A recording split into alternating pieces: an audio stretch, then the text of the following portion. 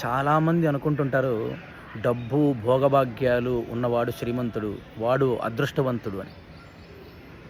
నేను ప్రతి ఒక్కరికి చెప్తున్నాను, ఆలోచించండి.